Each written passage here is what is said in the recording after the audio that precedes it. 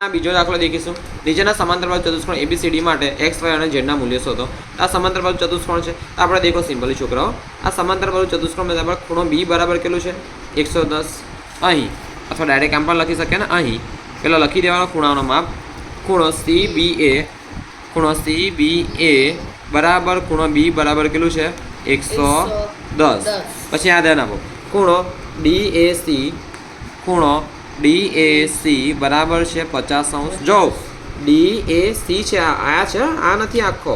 પછી આપણે સિમ્પલી આ બેના માપ આપ્યા છે, આ બેના માપ આપ્યા છે. આપણે x, y અને z શોધવાનું છે. શું શોધવાનું છે? x, y અને z શોધવાનું છે. હવે ધ્યાન નહીં, અહીં આપણે શું શોધવાનું છે? x બરાબર કેટલા, y બરાબર કેટલા અને z બરાબર કેટલા, કોને કેટલા, આપણે શું આપણે દાખલા ગણવાના. ચાલો ધ્યાન નહીં, હું કહેતા ના સાહેબ મને શું લેવા દે એમના કેટલા કેટલા, અમે ગણો એટલે માર્ક નહીં આપે કે આપણે. ચાલો મસ્તી ઓછી અહીં ધ્યાન.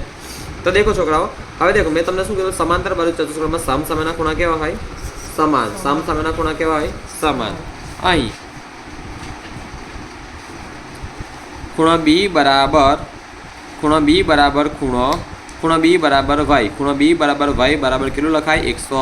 110. કેમ? તો તમારે લખવાનું સમાંતર બાજુ, તમે આખું લખજો. ચાલો હું લખી આપું છું. સમાંતર બાજુ ચતુષ્કોણમાં ચોકોમાં સામસામેના ખૂણા સમાન હોય. સમાંતર બાજુ ચતુષ્કોણમાં સામસામેના ખૂણા સમાન હોય. ઓકે, તો આપણને પહેલાં વાયનું મૂલ્ય મળી ગયું 110. ચાલો હવે ધ્યાન નહીં, હવે આપણે શોધવાનું શાનું છે?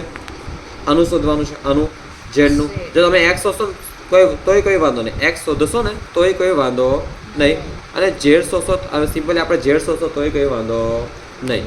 સાદી ભાષામાં જો તમને અંતઃયુગ્મ કોણ પણ દેખાય છે, અંતઃયુગ્મ કોણ દેખાય ને તેની કોઈ વેલ્યુ આવી છે નથી. કેમ? આપણને નહીં આપણને એક્સ ખબર, નહીં આપણને ઝેડ ખબર. પણ બીજી ભાષામાં તમને કહું છું કે તમને આ કંઈક દેખાય છે, કયો આકાર દેખાય છે? સી. તો સી આકારમાં ખૂણાઓનો સરવાળો કેટલો થાય? 180. તો હવે જો આપણે હું ખૂણો A બરાબર કહી શકું 50 + z, કેમ કે આખો ખૂણો થાય છે ને. જો આખો ખૂણો થવા માટે 50 ને z અંદર આવવું જોઈએ ને, તો 50 + z. હવે આકૃતિ પરથી ખૂણો A બરાબર 50 + z. હા, ને આપણને ખબર છે કે ખૂણો A વત્તા ખૂણો B, જો આ ખૂણો B લીધો છે મેં, ખૂણો B બરાબર કેટલો થવો જોઈએ અંતઃકોણમાં? 180. કેમ? તો કે અંતઃકોણના ખૂણા, અંતઃકોણ. હવે ખૂણો A કેટલું છે? 50 + z. ખૂણો B કેટલું છે? 110 બરાબર 180. માં હવે ધ્યાન નહીં. ચાલો હવે દેખો, 50 + 110 160 થાય, તો z વત્તા 160 બરાબર 180. તો માટે z બરાબર આને આ બાજુ લઈ જવાનું, તો z બરાબર 180 - 160. તો માટે z બરાબર કેટલા આવ્યા? બગડેલ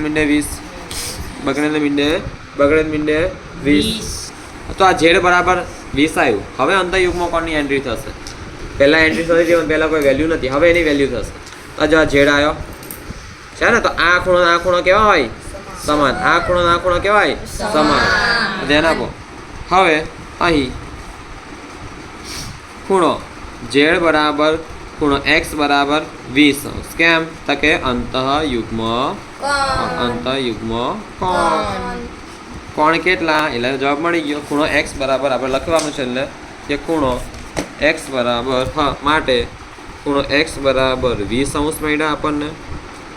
ખૂણો y બરાબર 110 મળ્યા, અને ખૂણો z બરાબર પણ કેટલા મળ્યા? 20°. અહીં તમારા 2 દાખલા પૂરા થાય છે, અને આવતીકાલે આ બંને દાખલાનો ટેસ્ટ આપવાનો છે.